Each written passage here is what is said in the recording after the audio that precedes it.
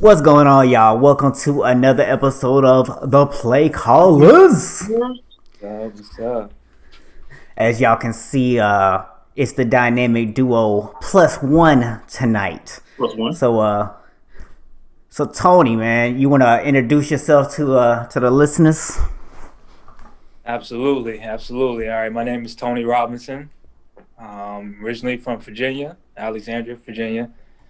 Uh, Currently, a professional basketball player. Let's see, I played in a few countries, starting out in Mexico. Averaged about 27 points per game. Then I went out to Luxembourg in Europe. Averaged about 20 plus there. Italy. Played in Italy, Spain, and most recent Germany. So that's a little bit about me, and glad to be on the show. That's what's up, man. Appreciate you being here for sure. Absolutely. I play basketball with this man, and I'm gonna tell you, his jump shot is like water. Like for real, it's like water. Just number like, splash. If we need points, I just like, bro, stop playing and shoot the ball. Yeah. I appreciate it. Hey, Tony, yeah. Man, look, I'm not down your jump shot, man, but don't let cool go to your head. When me and him play together, can't tell me to shoot the ball too. and no one has ever described my jumper as wet. Hey man, you know me, man. I'm like Rick James. Shoot the J. Shoot it. Shoot it. Shoot the J. That's right. Hey man, right. As long as you don't come over here trying to offer us no pancakes and blouses, man, you know we good. For real, we don't want that at all. We do not want that. But the reason we got Tony on the show with us tonight is we're gonna be talking about basketball. So we figured we're gonna talk basketball. Why not get somebody who knows basketball more than both of us combined? Sounds like a good plan, you know. I appreciate it. Absolutely. Let's talk about it. I know the NBA draft just came on. Got a lot of good picks going on this year. It's going to be interesting when they start up this year in December. So, yeah, we can definitely get into it. I mean, the number one pick, Anthony Edwards from Georgia. I think that's a great pick, great young guy. He has great character, skill set. Skill set is really good. Footwork. And very athletic. So he's really going to show out this year as the number one pick. My thing with Anthony Edwards, what I like about the pick is the fit. So you've got D'Angelo Russell there. Yep. You also have a big there, you know what I'm saying, who will come out and shoot, but more of a traditional big. So you plug in a guy like Anthony Edwards, who is a shooter. You know, from everything I've read on him, and even some games where I saw last year, obviously no tournaments, so I didn't get to see him against the level of talent I would have liked to. But when he's locked in, he plays good defense as well. And Russell hasn't been known as a defensive player throughout his career so far. So getting a guy who, if you can get him locked in on defense, would help out with that is always a plus. And definitely the best offensive prospect, I think, at this point in their career that was in the draft period. So to get him in an area of need for the Timberwolves, which is shooting and defense, I think was a great pick for them. Absolutely. I agree. Yeah, I agree. Yeah, I mean, I know there was a lot of talk about them maybe going with LaMelo Ball at 1, but it just made too much sense. I mean, it was a no-brainer pick. I'm glad to see they didn't mess it up. Doesn't happen much. Right. They ain't overthink it. Mm-hmm. That goes too. Which I mean, hey, we all know that happens. So most of the time. So Tony, what do you think about James Wiseman going to the Warriors at number 2? James Wiseman, 7-foot center, big, athletic. I think it's a great pick, to be honest with you, because he can. Not only can he play defense, he can protect the rim. He can also score. He has a nice jump hook. You know, he can post up, and I think it's gonna be good. Not to mention, they're gonna need that depth with Klay Thompson getting injured. Klay Thompson just got injured towards ACL, so you're talking about another year without one of your star players. So they really need. Yeah, definitely, man. So two things to me about this. One, of course, concerning James Wiseman, which is James Wiseman definitely the big that they need, because they need a guy who they can build around moving forward. Athletic, big, more of a traditional guy, but has some of those skills. Was under Penny Hardaway in high school, and for the couple of games he played in Memphis. Biggest thing with me about Wiseman is, do we think he will be able to transition what he was able to do in high school and a couple of games in college to the NBA? I don't think he should have a problem, but it'll at least be interesting to watch, just because we only had a small sample size of college. And then on the other point you made about Klay Thompson, I like the Kelly Oubre trade that they're supposedly working on. I don't think it's been finalized yet, but I know that's something that's being worked on, to bring in another guy who can, do some of the things that Klay can do. He doesn't have the jump shot that Klay does, but most people don't. But if you can get him and bring him in, and he can kind of slide into that role. You have Wiggins as well. You got Wiseman whenever he does play, if that's starting or if that's coming off the bench. So you kind of put something together to try to work with what you can, man. I mean, you lose one of the Splash Brothers this close to the season. I mean, you got to kind of scramble, see what you can do. Yeah, I mean, I think, to expect James Wiseman to come in and fill those shoes would obviously be foolish, but you really made the only decision you could have made. It was a smart decision. Yep. Whether Klay was injured, whether Klay was healthy, that was the right decision. That was the position you really needed on this team. So, maybe the benefit to them is it gives him a year to grow. He's going to obviously get a little bit more playing time than maybe he would have, just because the rotation is going to be a little bit different. So it might expedite his growth spurt. And then, you could get Klay back next year. They could be a team to really watch out for. I mean, they could still be a team to watch out for this year. But, really next year is when they could get scary. I agree. Absolutely. I think they'll take this time, like you said, develop, and be scary in the West. They're very scary. Yeah. Absolutely, man. I agree with both, points that were made. Really good pick. I think, again, they didn't overthink it. Whatever was going on, because at the time they didn't know what was happening with Klay. They needed this player on the team for at least what they expect him to be able to bring.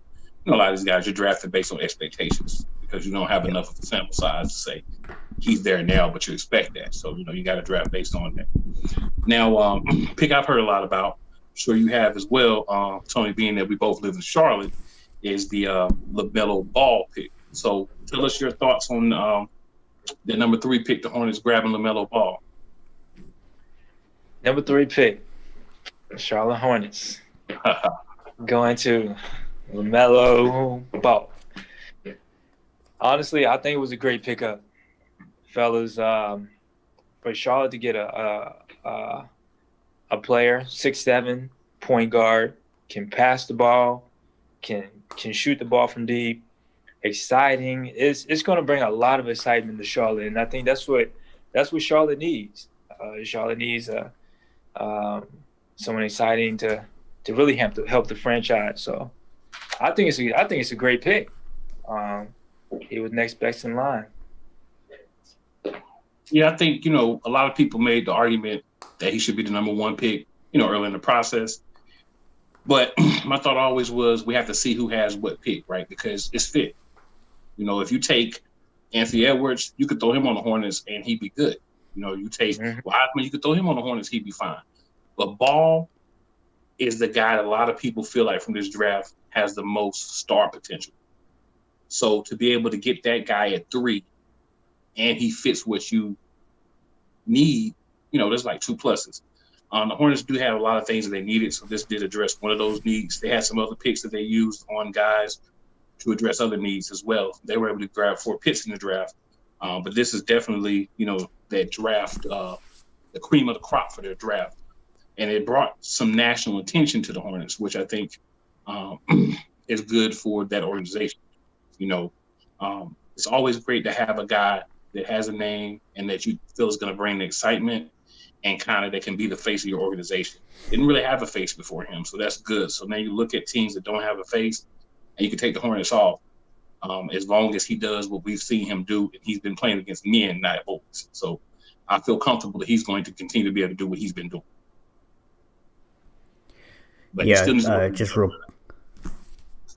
just real quick, Deuce, we got quite a few people tuning in, so just want to welcome everybody to the show. If you got any questions, comments, be sure to drop those. As you can see, we do have a special guest tonight. We're joined by Tony Robinson, who is a pro basketball player. Spent a lot of time playing overseas, so appreciate him being on the show tonight and lending some insight into the basketball, as we're spending a lot of time talking about the draft and free agency tonight. Oh yeah. So my thoughts. So my thoughts on the ball pickup is, I think this was a best case scenario for Charlotte, because, like you said, those other guys would have been great. They're going to be great players probably too, and they really went to situations where the need fit them better. But he's the guy who has the potential to be the star out of the three, and if you want to attract talent in the NBA, if you want to be able to build a roster and get free agents to come there, you have to have a star.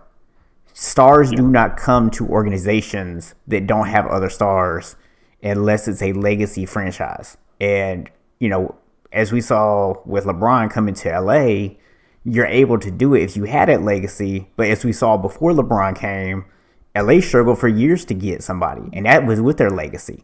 So think about a team like Charlotte who doesn't have that legacy, how hard it is to attract free agents. So you have to have that star on the team. You need him to become that in order to attract and become what you want. Yeah, just to add one other quick piece. Around here, there was a lot of talk when the whole situation broke with Houston that we talked about last week about getting Russell Westbrook. Same reason, wanting to have a guy that could be the face. So you brought up a great point there, Mr. Box. So appreciate that. But the thing is, you hit it right on the head. You need a star. You need a guy that can make someone say, well, I'll go play with him, right? And they never had that. So you were overpaying some guys because you needed people to come. Kemba did his thing when he was here, but he was never a guy that made other people say, I want to come play with him. I mean, and that's not a knock to him, because he was the best player I think that's been in this Hornets organization in probably 15, 20 years. But you have to have a guy that people want to come play with. So I think Ball could possibly be that guy. And I hope his dad's learned his lesson, and he stays out of it and let that man play and let him develop. And, just be the best that he can be. That's how I feel about that. Hey, man, we need to get MJ and LeVar on the court together, man. It'd be like that Jeezy Gucci battle, man. Get that one-on-one on. See who wins. He was talking all that trash. See who wins. Put that on pay-per-view, bro. Just like we know who won that Jeezy battle, too. Look, put that on pay-per-view, man. Come on. I'll pay to see it. I'll pay to see that one. You know what I'm saying? Real talk. That'll be a good one. But yeah, it's going to be interesting to see what Ball does, especially with Devontae Graham, Terry Rozier. Yeah. They got some guards there. So. And I mean, they got some bigs too, right? I mean, they're not top-notch guys, but they got some guys who can play. PJ Walker, some different guys who can ball. So they got some guys. Zeller, he's not a star, but he can play. That's true. Yeah. And when you got a guy like this that can set everybody up behind the back, all kinds of crazy passes, I mean, I can't speak for anybody else. I've never played pro basketball. I played basketball before. And when I'm playing with somebody I know might give me the ball at any time, you know what I'm saying, you kind of have a little bit more pep in your step, a little bit more juice in your moves. You know what I'm saying? So, you know it. I mean, that's how it goes. And plus, I mean, like you said earlier too, just to add a little bit, he did play Australia. Yeah. He played professionally in the NBL. That's the National Basketball League over in Australia. And he did good. So I think he's definitely going to hold his own. He's going to be exciting, the passing. It's going to be great. Yeah. So, Tony, I want to ask you, man, with this shortened off season, how does that impact these rookies coming in, really only having like what 3 weeks of camp before the season starts? Let me tell you, it's going to be a lot of tired, a lot of dragging when they're running suicides when they're training. But hopefully a lot of them have prepared. They've taken time out with their trainers over the summer, and this extended time just to be prepared. So if they are prepared, then they'll be great. It'll be a breeze. But I'm pretty sure it's going to be a few of them that sat around and kind of waited for draft night. I mean, we'll see. We'll see. And I mean, they only have a few weeks. The season starts in December, so hopefully the ones that didn't prepare be good to go. Yeah, it's definitely gonna be interesting to see with the shortened time frame, bringing in free agents, bringing in guys from the draft, and you only have 3 weeks to really get everybody acclimated to each other. It's a little bit different than what you would normally have in an off season. So it was definitely interesting to see how that plays out. And one thing, they're gonna hit that rookie wall a little bit faster, I bet. Oh yeah. That rookie wall, boy. Woo. Because you think, and then the thing is, last year they didn't even have a tournament, so they played less games than normal. And a lot of these guys probably haven't had the capability to go out and really play in regular games and simulate games with the trainers and stuff, but regular games in months, man. So that's going to be crazy to see as well. Absolutely, Yeah. absolutely.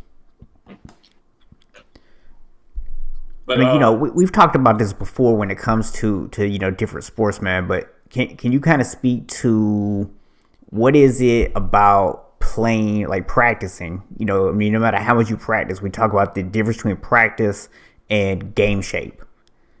What is it? What is that the difference? Like, how do you describe that? The difference between practice and game shape is a lot. I mean, you can go out, you can practice, that's good, but it's not like actually playing in a full game. So, you definitely need that competitiveness from other players to make sure that you're sharp when game time comes. But yeah, it's definitely a difference. So you definitely want to get games in with competitive players so that you're ready. You're ready to go out there and do your thing. Yeah. I just want to say, we up here talking about practice, not a game. Not a game. We talking about practice. Practice. Not a practice. We talking practice? Hey man, I could not. I couldn't, man. I couldn't control myself, bro. I couldn't control myself. I had to, man. I had to. But yeah, I think all jokes aside, though, even for guys like me to go out and play, like, with guys at the park when we can. Obviously, it's COVID right now, but when you can go to the park and play, or play like in a little organized league or something like that. When you just off shooting on the side or playing with somebody that's not really that good, and then you start playing with people who actually play a little bit, they got wind like you, they shots falling like you. It's a big difference. So I could just imagine the difference on that to like being a professional player and still playing with dudes like me, and then going out and playing with NBA players. That's a big difference. Yeah. I mean, yeah, you want to make sure you're in that competitive zone with other guys, absolutely high caliber, because like they say iron sharpens iron. So yeah, you definitely got to get out there and get to it with some guys. But we'll see what happens. We definitely see. I did want to acknowledge real quick, we do have a question from Damien. Just letting you know, we are going to do a little Q&A at the end tonight, so we'll definitely get to your questions. So just hang out. Just didn't want you to think that we were ignoring you. That's all. For sure. Yeah, we'll have a session at the end for questions. So, Tony, question for you. So I'm looking through the draft. A lot of players drafted. A lot of different teams had picks. Can you think of maybe 2 or 3 guys, obviously outside those top guys we already discussed, but 2 or 3 guys that you think ended up in a really great situation for them, and maybe 2 or 3 guys that you think, I don't know about those picks. Okay. Let's see. One really great pick that I think Obi Toppin. I think he's a surprise in the draft. He's freakishly athletic. He runs like a gazelle. I mean, the man can go. Not only on the break, I mean, he's going between his legs on a fast break, between leg dunks, and step back shooting a three. I think he was really a big steal in the draft. And as far as a guy that we'll pretty much just have to wait and see. I'd probably have to say, I won't say wait and see. I think he's really good, but Killian. I think Killian Hayes that got drafted. To the Pistons. Exactly. He's a great player.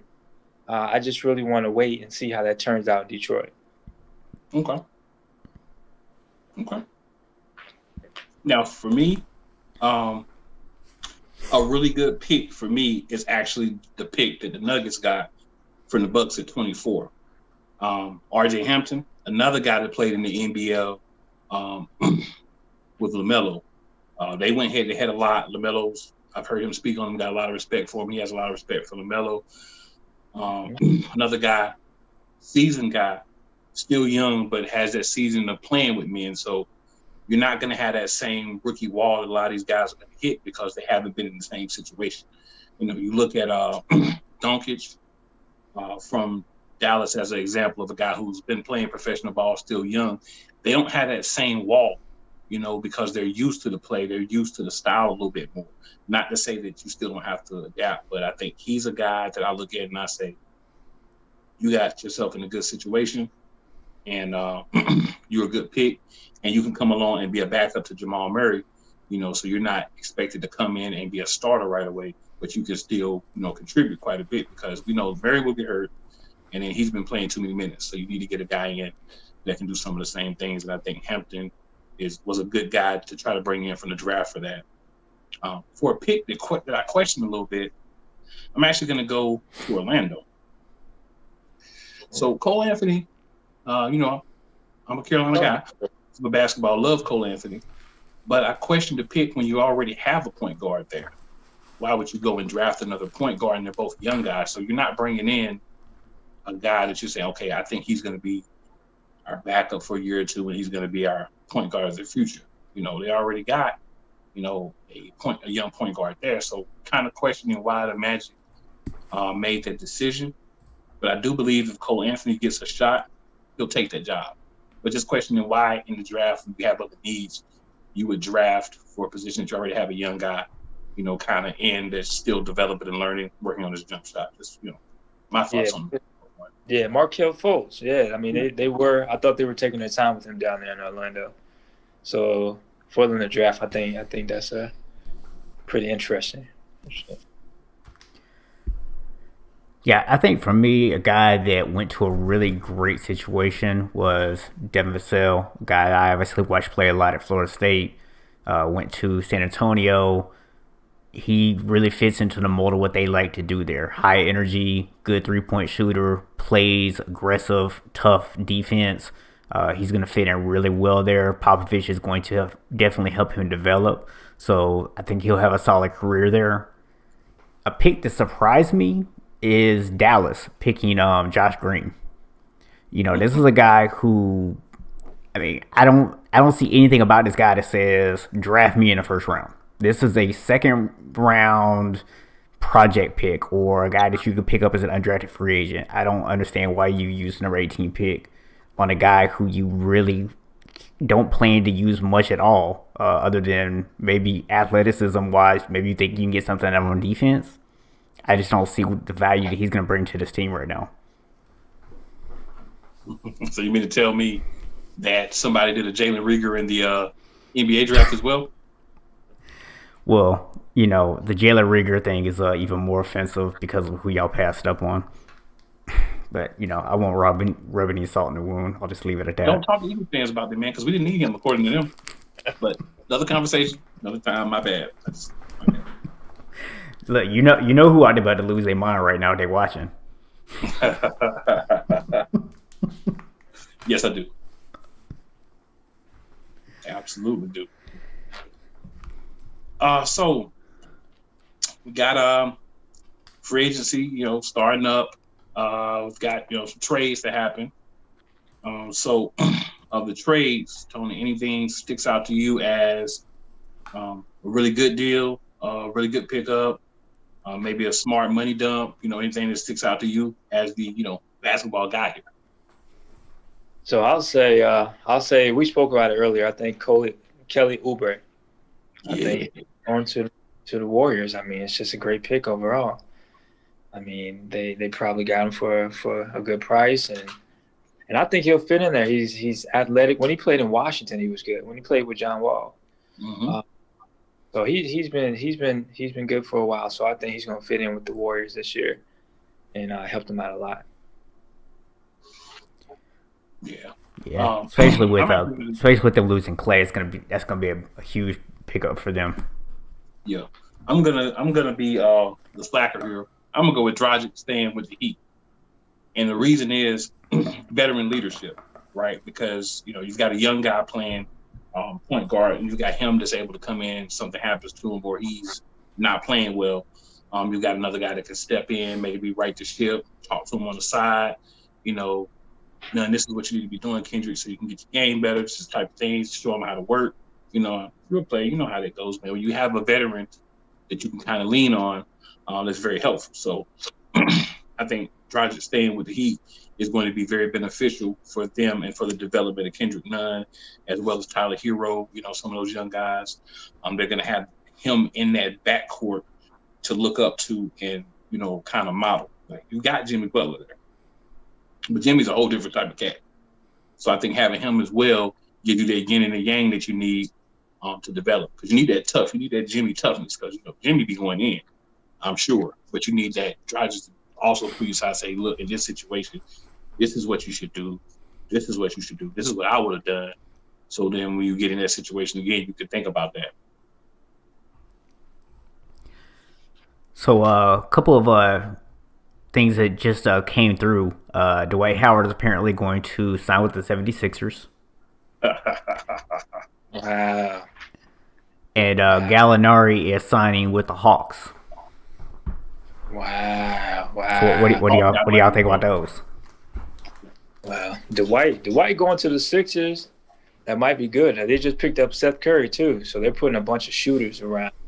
Not only Ben Simmons, because they definitely need some shooters around him. Also around Joel Embiid. So I think Dwight. I mean, he got the championship that he wanted down in LA. Now he gets to come to the 76ers, get a lot of playing time. Gets to come in, probably start. And I think in that situation it probably worked out for him. What do you think about Gallinari going down to Atlanta?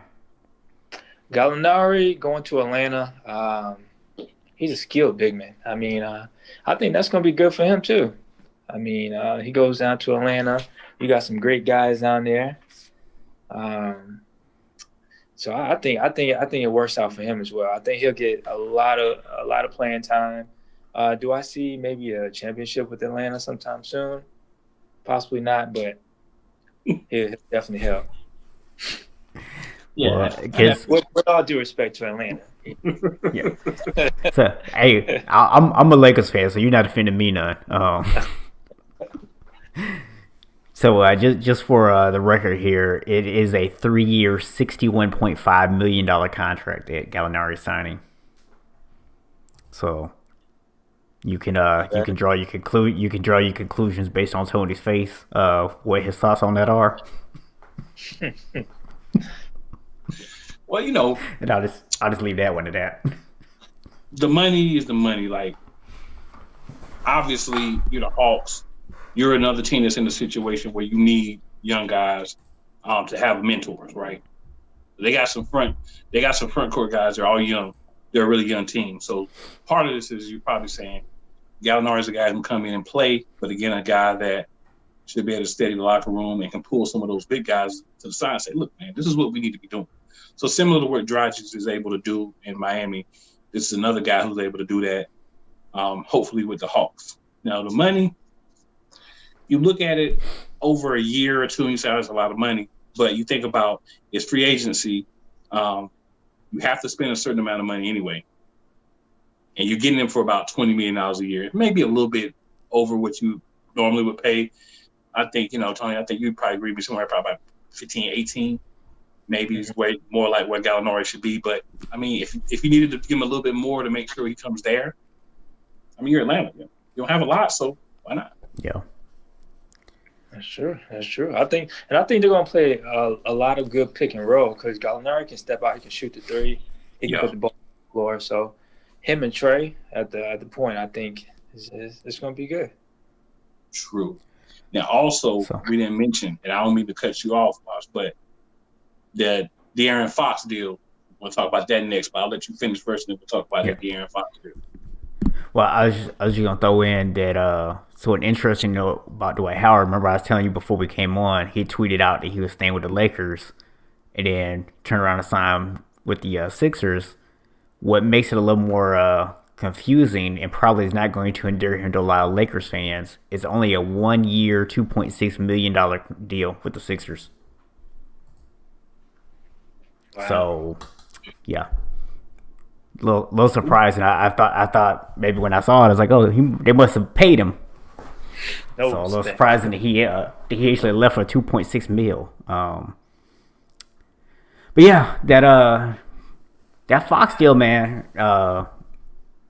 He got paid the max. Has a chance to actually take it into a supermax contract. But I mean, it's a smart move for them, and. This is really what the NBA was hoping to do with the ability to offer these max contracts to the team that owns your bird rights, is giving teams like the Kings a chance to keep somebody like Fox. That's true. And I mean, I think De'Aaron Fox, I mean, he's quick as lightning. I think he's a great guard. Yeah, he's gonna be good for a while. And they're putting pieces around him, and you still have Harrison Barnes out there, and Buddy Hield. So I think they'll keep working, and see how that goes. But I think he definitely deserves a contract, though. Yeah, I mean, you're in Sacramento, right? So again, another place you don't have a lot of stars saying, "Oh, let's go build a super team in Sacramento." You know what I'm saying? So, again, a team that Fox could be the face of, you got to have a face to even really have a chance at even the mid-tier free agents to get them to sign for anything reasonably for their worth, or maybe a little bit less just to play with a certain guy. You got to have a star. So, you get them, you got to keep them. Sometimes it costs you more than you want it to be, but what are you going to be without it? Not very good. So you got to do what you got to do. Yeah. Now, a move I think could be interesting, we talked about this a little bit before the show, was Chris Paul going to Phoenix. You got a real young team there. You bring in a guy who is a veteran who can really teach those younger guys. And Phoenix was playing as one of the best teams in the bubble. Even though they were too far out of it to make the playoffs, they played really well in the bubble. So that could be a really fun team to watch this year. Definitely, I think they're going to be really, really exciting. The one thing, I think Chris Paul is going to be really great. He's going to really develop the talent out there. So it's going to be great to see. It's going to be fun to watch. The only thing with that trade is, in regards to Chris, is will he come close to winning out there in the West championship? That's the question that comes to my mind. But overall, I think he is going to be great for the younger guys on the squad. Yeah, I don't think they'll compete, but yeah. Go ahead, Cole. My bad. I think you're looking at Oklahoma City, right? They weren't going to compete, so it wasn't going to compete if it stayed there. He unfortunately isn't in control of what he does because he wants the money, and I'm not knocking him because he signed the contract to pay, right? So somebody said that we're gonna pay you, so somebody's gonna pay him. But at this stage of his career, I think more than likely this is what's going to be one of those teams that is on the cusp, could use that push over, maybe can slide up and be like a fifth or a sixth or fifth seed, maybe, if depending on injuries and different things, maybe up in the top 4 in the West, but not really someone that most people are going to look at as a championship caliber team for the next year or two. But I think you made your bed with the amount of money that you're wanting and that you're getting paid. And obviously, you sign a contract and you expect the expectations for it to be honored. But a lot of teams that could use you that are in contention aren't going to be able to take on the contract because, again, they're going to have their own high contract guys. That's why they're in that position. So it's kind of a double-edged sword. You want the money. I don't knock you because I always feel like everybody should get their money. But at the same time, if you get your money, then you have to understand that you may get your money in a place where you don't have the same opportunity that you would if you were to say, I'm not going to pick up this option, or I'll take a lower contract if it'll work the numbers better. So, I think he's in probably the best situation that he was going to be able to get in and still get paid. They could surprise us because they did finish off on fire last year. So maybe they're a sleeper. Yeah, I mean, I think that they could, win some games. Are they a potential playoff team? We'll have to see. But are they going to win a championship? Pretty doubtful. As much as the NBA wants the Pelicans in the playoffs for an obvious reason, the team has to actually play well to get there. So I look at the teams who were on the cusp last year at the bottom and the teams who didn't make it, all those teams in the bubble pretty much from the West. And Phoenix is the one that I would say, based on how they were able to perform there, I would feel most confident that they can take somebody out and make the playoffs based on, what we have. And we're not asking rookies, right? We're not asking guys that we're projecting to come in. We're asking guys who've been there for at least a year or two, played in the NBA, and then you're bringing in a guy who has playoff experience, who's made the playoffs everywhere he's been, and adding him to the mix. So I feel like playoffs, while not a certainty, I would be surprised if they did make the playoffs. Yeah, I mean, they're going to be one of the top backcourts for sure. Them two guys in the backcourt is going to be really good to watch. Yeah. So, cool, man. We are about 23 minutes out from the end of the show here. You want to go ahead and switch gears, get our NFL picks in, and then we can come back and talk a little bit with Tony about whatever, answer any questions from the fans here too. For sure, man. I know we had one college game we wanted to, slightly touch on, that being, the top 10 game between Ohio State and Indiana. It's important, I think, for the Big Ten that both teams look strong. Yep. I expect Ohio State to be the winner, but you kind of want to have a game like you had between Clemson and Notre Dame, right? You want to have a game where whoever loses still looks good enough where you have a possibility of maybe the other team beats that team in like the championship game, and you can maybe get both teams in. So you want to have a good, strong game, and then you also want, say Ohio State wins, you want them to look strong enough to continue to keep that top position at number 3. But you don't want Indiana to fall too much. If it's a tight game, you probably wouldn't have as much of a drop. So I think it's strong. It's good for the conference. And it's another one of those things. Because these conferences like the Big Ten started late, we're talking about multiple undefeated teams, but they got to play each other. Can't both stay undefeated. So we're going to see who that alpha team is in the Big Ten. And then that's going to determine, what happens with the playoffs. Yeah, I think that's going to be a one that they got to really look at. And, this is we've talked about on multiple occasions when it comes to the SEC about these top 10 teams getting to play each other with the rankings. So it would definitely be interesting to see how that plays out. But like you said, the key thing that the Big Ten is hoping for is a close game that makes both teams look strong so they both stay highly ranked no matter who wins. Yeah, with both teams being undefeated, I think it's going to be a great game to see. I'm going for Ohio State all the way. Yeah, Ohio State. I think we're all thinking that's who's gonna win. Yeah. But hey, Indiana can get another one of those last second dot stretches of fluke type things, and we never know. It seems like the referees like Indiana a little bit, just saying. Not too sure that he actually got their touchdowns. Yeah. We won't revisit that, but You can't talk Indiana and not bring it up, though. I'm just saying it's there. It happened. So we hit a couple of NFL games. We're just gonna hit some games this week that we think are going to be important or interesting games. If we're not including your team, then what can I say? We're not including my team. I can say that. And we're not including mine either. So, and we're not including Tony's team either. Nah, Not this week, man. That's the way it is this week. That's the way it is. The first one we're gonna hit on is Tennessee and Baltimore. So Tennessee and Baltimore, I think it's going to be a good game. Tennessee's kind of found their mojo back. They're throwing the ball a little bit now. They're spreading the ball around. I have Corey Davis in fantasy. Some weeks I'm like, oh, I should have played him. Then I play him. I'm like, so at least I know the ball's going all around. It's not like sticking on one person and that's it. And I mean, that's good for a team. It's bad for fantasy owner, but it's good for a team. So, Corey Davis is going to leave you on the bench from now on. So the good games I'm not mad about. The bad games I ain't worried about that I put you in. But I do believe that Baltimore needs to win here. And I think when you need to win, you find a way to get it. Baltimore is slipping. People are now talking about Lamar Jackson's not who they thought he was and all that. So I think they need this win, and I believe they'll be able to find a way to get this win.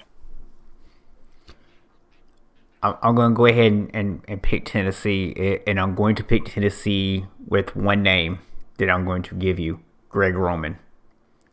The offensive coordinator for Baltimore. He was the offensive coordinator in San Francisco back when we made the Super Bowl in 2013. His offense is primarily predicated on getting you to guess wrong. And it's not a terribly complicated offense. And from what I can tell, he hasn't really adjusted it very much from when he was our offensive coordinator 7 years ago.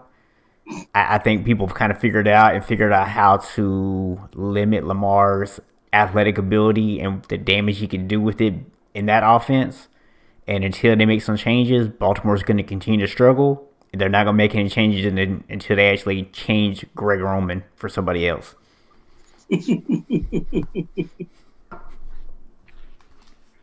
Yeah, I mean, I think it's gonna be interesting to see, but I think Baltimore does. They have their back against the wall, so you never know. You never know what might happen. They know they need this, so.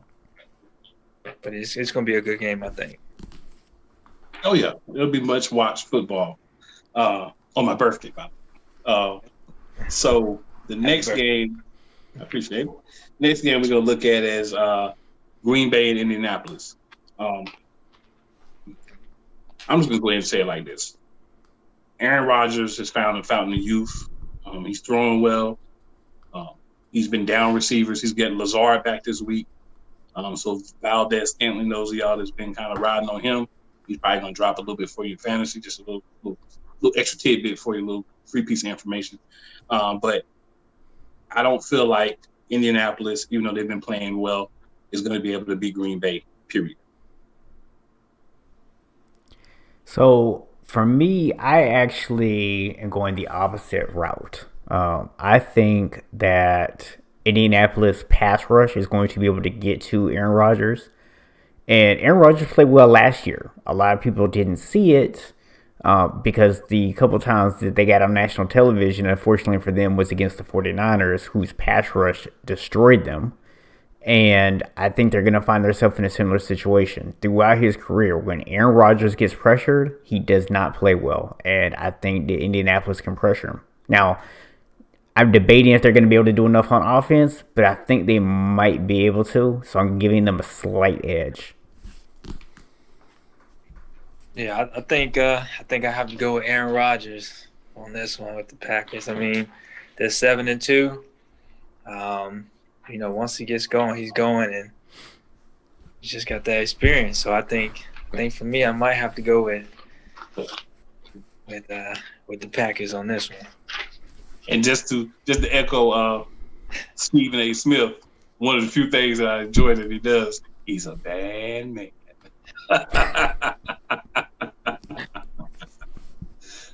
Now, I'm saying all that. We got to play him in a few weeks. I'll be picking Green Bay then, too, just so y'all know. And the other game, I think, is the game of the week, personally. That's going to be Kansas City, Vegas. We know what happened last time. So, in winning, Vegas did everything they could to ensure that they would get their Han Potts thrashed this time. And that's what's going to happen. You don't brag. You know what I'm saying? When you beat Kansas City, you be humble. They didn't do that. Their coach is very boisterous in victory, and he showed that. The only person on the team that showed any type of restraint was Carr. I think everybody else was just popping off, like from what I saw. And you know you have to play him again. So Kansas City's playing a little bit better now. They kind of had a little bit of funk for a week or two, but they kind of got out of. And, you know, Mahomes is back to being probably most people's candidate for MVP now because boy Russell Wilson's kind of fell back a little bit. Coming off a bye. Sorry, Vegas. Y'all gonna get that thrash that everybody thought you were gonna get the first time. And you earned it. Yeah, I mean, I have to ask myself the very basic question, even all that not even taken into account. Is there a team in the NFL right now that is going to sweep the Kansas City Chiefs on the season? Only if you play them once will you be able to do that. There's no way that they're going to beat Kansas City 2 times this year. It's just, no. I'm going Kansas City. I think I'm probably going to go. I'm gonna go with Kansas City too. Boy, I think I think quarterback they got. Man, he's a good guy. I just don't see them losing to the Raiders. But it's gonna be a big game. It's gonna be a big game. Well, think about just quick. Travis Kelce, Edwards-Helaire, Tyreek Hill. You know what I'm saying? McCole Hardman. You know, they got back Sammy Watkins this week. You know what I'm saying? And then you got probably the leading candidate for the MVP throwing the ball, and you beat him and showed off last time. Yep. So we got one other game, and then we'll jump back into our to the final segment here. Yes, sir. The Rams and the Bucks. So I think, just like I said about Aaron Rodgers, Tom Brady is a guy that's traditionally struggled a little bit against the pass rush. The Rams defensively seem like they've got it figured out. Other guys have started realizing that, hey, we're getting, one-on-ones because Aaron Donald's pulling 2 or 3 guys every play. We got to make plays. They're starting to get guys to make plays, get that pass rush going. You got Jalen Ramsey on the backside taking it over one side of the field. I think the Rams are going to win.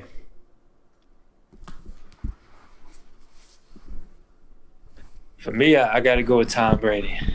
I don't know. He's just, he's just one of them guys. I think he'll come through in the clutch, and it's gonna be good to see. So I'm gonna have to go with the Bucks on this one. So here's what I'm saying. I agree with what you're saying about Tom Brady, but Ronald Jones and Leonard Fournette are going to be the difference in this game because Brady has learned to make the throws he can. He's involved in a lot of weapons, but they're getting that running game going with both of those guys. So when you can run the ball with both of those guys, what can you take away, right? You have to take away something and give something. So if Jones and Fournette are running the way that they were running the last couple of games, you try to take away the run. You try to take away the run, Brady's going to get you. You're going to try to take away Brady, come after him.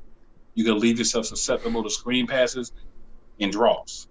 So you got to take away one, and you have to leave the other. the difference between the two teams is I feel like if you take away the running game for the Rams and you put it solely on the arm of Goff, can he win the game? Absolutely. But there's a high probability that he's going to make a bad play because he loves to lock in the one receiver for that game, and then if that receiver is not open, he may go to a second one, possible. Brady's shown, like, so far this year, he's willing to say, hey, I'll take whatever you give me. If you're giving me the short crossing route, I'll take that. If you're only giving me the outs, I'll take that. If you give me a shot, I'll take it. But I'm only going to take what you're giving me. I'm not going to try to force anything. Yeah. So that's why I think you'll see the difference. And that's why I think Tampa Bay will be able to win this game, or as I like to call them, Tampa Bay. The Tampa Bay Tompaneers.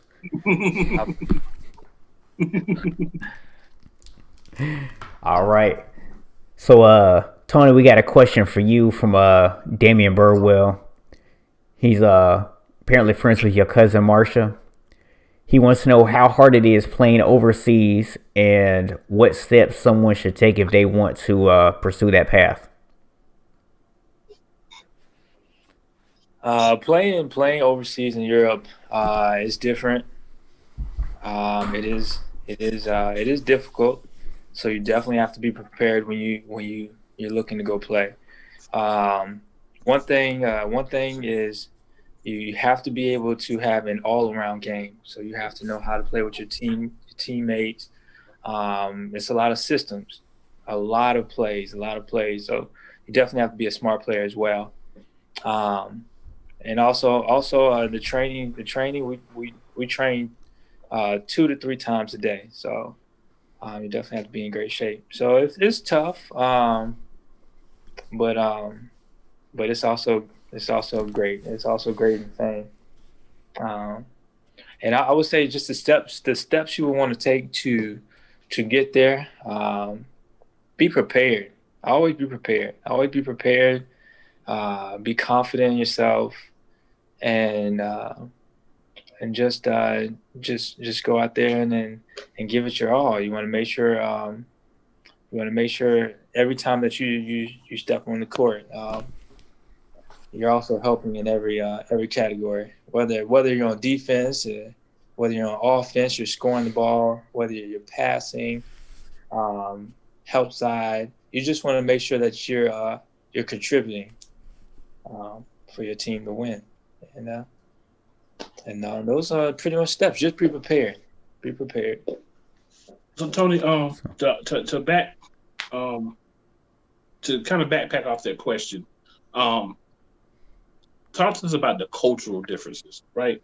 Because you go to another country, just in how they play the game, how you're, living while you're there. Tell us a little bit about how that works. Okay, so some things. There are some adjustments. First, being away from home. That's something you have to be used to. You have love for the game, but you definitely have to adjust to being away. But outside of that, everything is great. You do have to be willing to adapt, like you said. You have to be willing to learn the culture. You have to be willing to talk to your teammates. You have to be willing to learn the language and do things outside of basketball with your teammates. It's that camaraderie that you build together. So there's a lot with the culture.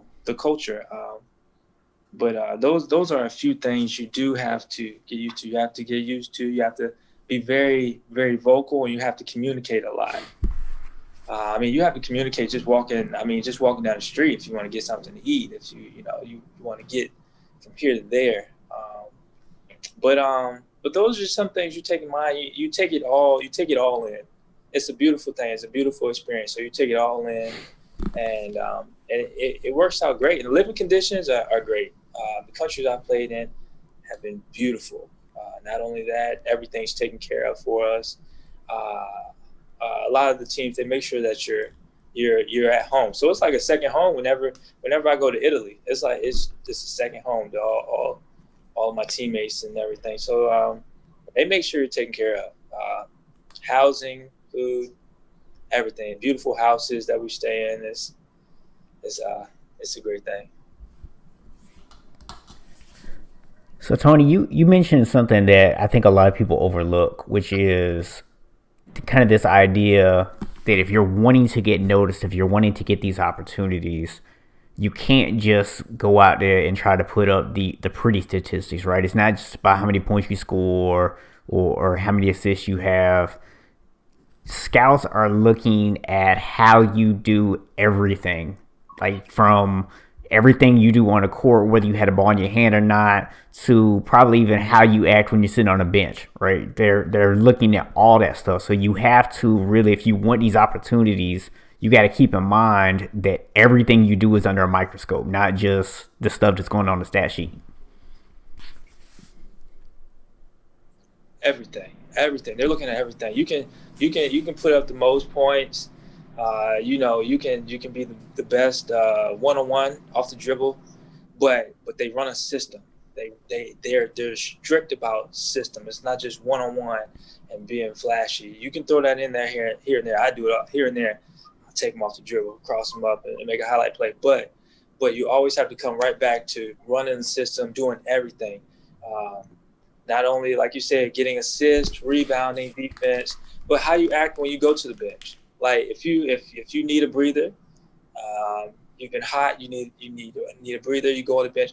How you cheer on your teammates. Your teammates feed off of all the energy that you bring, especially being an import, and we're only able to be 2 imports per team.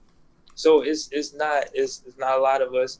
Some teams only have 1, and that's all that's allowed. So when you go over there, they're also looking at you and learning from what you bring. So you showing that enthusiasm for them doing good as well. Those are your teammates in war. It builds the whole team chemistry, and it definitely makes your team do better overall. And the coaches and scouts, like you said, they look at that. That's a big thing. They want to know if you're cheering for the last man on the bench when he goes in and he makes the right play, or he makes the right decision. So yeah, a lot of people got to keep in mind, it has to be the all-around game. Man, you know there's gonna be a lot of parents out there that's going to take just that with everything you just said and just cut that out in this video and just show it to the kids over and over again, man. Absolutely appreciate it, but it's absolutely that's how it goes. That's the truth, and that's how you get far. That's what's up, man. That's good stuff. One other question for you. So take us back to when you left college and you realized the pros weren't an option. How did you get to playing basketball overseas? So how I got started. Yeah. So out of college, I actually started. I started with a team in a league called the American Basketball Association. Okay. I actually went to a workout. I got signed. I could remember it was in Ohio, and I probably took a 10-hour, 11-hour drive just to get up there. Made the team, and once I got the opportunity, I knew that was what I wanted to do, and I tried to make the most of it. So I tried to learn from all of the veteran players, all the older guys, because I was the youngest. So I tried to learn from all of them, and they pretty much they steered me in the right direction. I think in the ABA I ended up averaging about 23 points a game. My second year, I played 2 years there, and then what happened was I ended up getting noticed from some of my highlight tapes, some of my highlight videos, and an agent actually got me a workout for a team. Like I said, I started out in Mexico, got me a workout in Mexico, made the team, and I think from there I just pushed forward. I knew that's what I wanted to do, and I ended up averaging about 27 points per game there.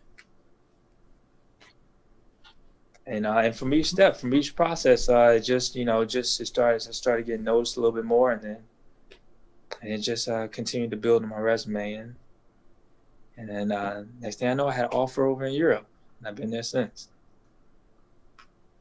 It's a big thing, man. It's a beautiful thing. Absolutely. Appreciate it. Well, man, we are coming up on the 60-minute mark. If you guys do have any questions that you want to ask Tony, feel free to pop those in the chat. We'll hang out an extra couple of minutes just in case any questions come in. But Tony, we definitely appreciate you coming on the show tonight, man.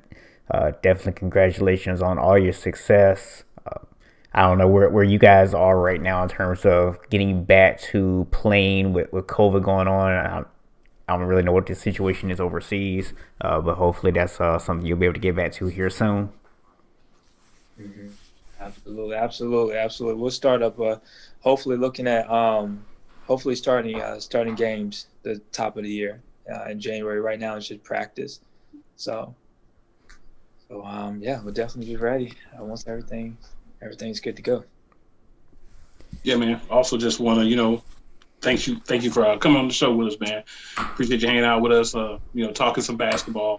Definitely that's your thing, and your different takes on some things. We definitely fresh take, good for us, and just glad we're able to have you on, man. Glad everything worked out for you to be able to get on, and appreciate you taking that time out with us out of your busy schedule. Appreciate it. I appreciate it, man. It's been a pleasure. It's been a pleasure joining the both of you. You guys are great. I watched the show, so definitely appreciate it. And I tell everyone about it. Make sure they tune in. It's one of the best shows out. Appreciate that, man. Appreciate that. Yeah, we appreciate that, man. And just so you know, that flattery will get you everywhere, man. It will, if nothing else, it will at least get you invited back. For sure. Yeah, that's cool. But definitely be checking y'all out and giving the raves review. What's up, man? Hopefully we'll see you in the comments too, man. Oh yeah, most definitely. I'm gonna be in there. Definitely. Yeah, man. Make sure you drop in the comments, man. You have to let us know when we say something wrong about basketball. You be like, no, that's not right, man. That's no. Especially if Cool says it, man. Make sure you let Cool know when he's wrong. Yeah, if this guy says it, man, just put an SMH in there. That's all you gotta do, man. We'll know. Let's just drop an SMH. I'm like, yep, that's what I'm feeling too. Yep. Hey, man, I already get all the feedback I need from Cool Face. I'm good. he be letting me know when something stupid come out my mouth. I already know. I be trying to hold back, man, but that face will get you sometimes, man. That face will get you. Yeah, man. Just don't go play poker with the thing, man. You be all right. See, if I go play poker, I'm gonna say what I do because I play spades. I do it. I think the opposite of what's really going on. So if I got a good hand, I'll be looking at it like it's a bad hand, right? And everybody, oh, he sucked. I don't. Yeah. Well, look, now everybody know a secret. Oh well. So he little May. He must have a good hand. And then I switch it up on him again. Well, it doesn't look like we have any other questions coming in. I see G Sosa laughing at you though, man, with your spades face. Hey man, you gotta do what you gotta do, my boy. But man, with that, we want to go ahead and make sure we respect Tony's time. So appreciate you tuning in tonight. Tony, appreciate you being here with us. And Tony, we're gonna let you be a part of this, man. So I know you watch the show, so you see how it goes. But even the sun goes down. Hey, just let me know. I'll be here. It's gonna be a while. Yeah, horoscopes often lie. Sometimes why? Nothing is for show. Nothing is for certain. But until they close the curtain. Here you go, Tony. It's him and I. And you. And Tony. The play callers. Appreciate it, fellas. Appreciate you, Tony. Have a good one, man. G Sosa, we see you in the comments. Appreciate you tuning in along with everybody else. Make sure y'all hit that subscribe button. Share. I'll holler at y'all next Friday. Oh yeah, just so y'all know, just because Thanksgiving next week, we still gonna be here next Friday. So y'all make sure y'all tune in. Live and ready. And shout Yes, out, sir. quick shout out to everybody tuning in, everybody viewing, all my family, all the fans of the show. Just shout out to all of y'all, and keep up all the great work, whatever you're doing. Yes, sir. Absolutely. And one other thing, from the QC to the ATL, to Italy, Germany, Spain, Mexico, worldwide. Ohio.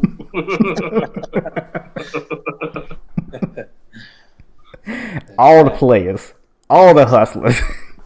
Each point in the house. We talking about sports heaven. Holla at y'all. Holla.